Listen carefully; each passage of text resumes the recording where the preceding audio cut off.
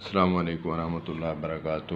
علماء کرام فرماتے ہیں 3 بار قل هو اللہ احد اللہ الصمد لم یلد ولم یولد ولم یکن لہ کفوا احد پڑھنے سے 3 بار پڑھنے سے پورے مکمل قرآن کا ثواب اللہ پاک عطا فرماتے ہیں۔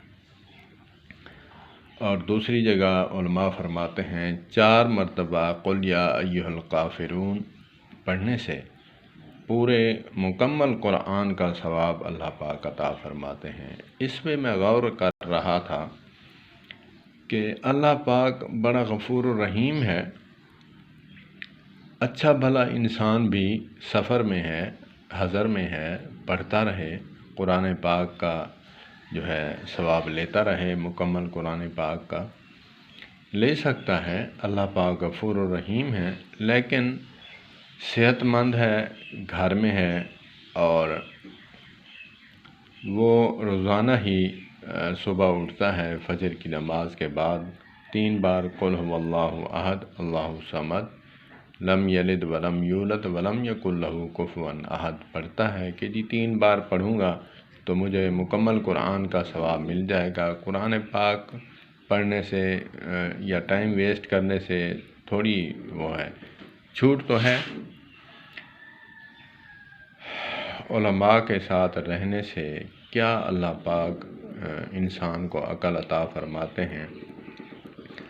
علماء سے مؤدبانہ گزارش دست بستہ میں ہاتھ جوڑ کر معذرت کروں گا، ایک میرا وجدان ہے، میں پیش کرنے لگا ہوں کہ یہ حدیث پاک اس شخص کے لیے ہے۔ اللہ پاک غفور الرحیم ہے، اچھے بھلے انسان بھی پڑھ لیں، ہاں سفر میں ہے، حضر میں ہے، وہاں قرآن پاک اٹھانا یا اس کو پڑھنا جو ہے وہاں پیٹھ ہوگی، بے ادبی ہوگی، تو وہاں پڑھ سکتا ہے، لیکن گھر میں نہ پڑھے۔ ایک تو یہ ہے کہ قرآن پاک کو دیکھنے کا ثواب سے محروم ہوگا، اور دوسرا جو ہے قرآن پاک کی زیارت، ہاتھ اٹھانا، ہاتھ میں اٹھانا، اس سے محروم ہوگا۔ تو ان نیکیوں سے محروم نہ رہے۔ جو انسان پڑھا ہوا ہے قرآن پاک، وہ قرآن پاک پڑھے، جو میسر آئے، جتنا میسر آئے پڑھے، روزانہ پڑھے، اس کی زیارت کرے۔ اور میں یہ سمجھتا ہوں کہ جو شخص بیمار ہے یا ان پڑھ حضرات ہیں، ان کے لیے یہ بیسٹ تحفہ ہے اللہ کی طرف سے، ذریعہ حضرت محمد صلی اللہ علیہ وآلہ وسلم کی طرف سے، کہ امت جو ہے بہت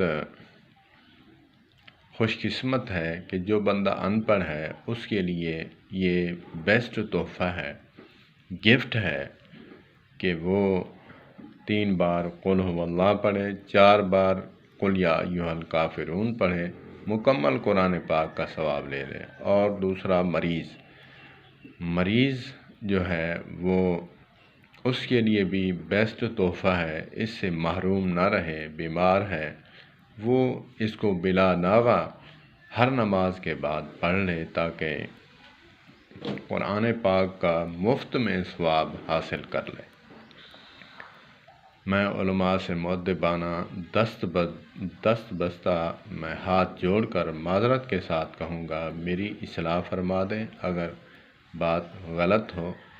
یہ حدیث پاک نہیں ہے، یہ میرا قیاس ہے۔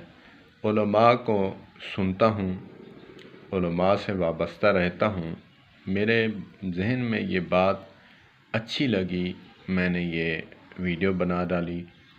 اگر علماء میری ویڈیو سنیں تو مؤدبانہ گزارش ہے، میں آپ کا ادنیٰ طالب علم ہوں، اللہ پاک میری اصلاح فرمائے۔ اللہ پاک ہمیں زیادہ سے زیادہ اعمال کرنے کی توفیق عطا فرمائے۔ والسلام علیکم۔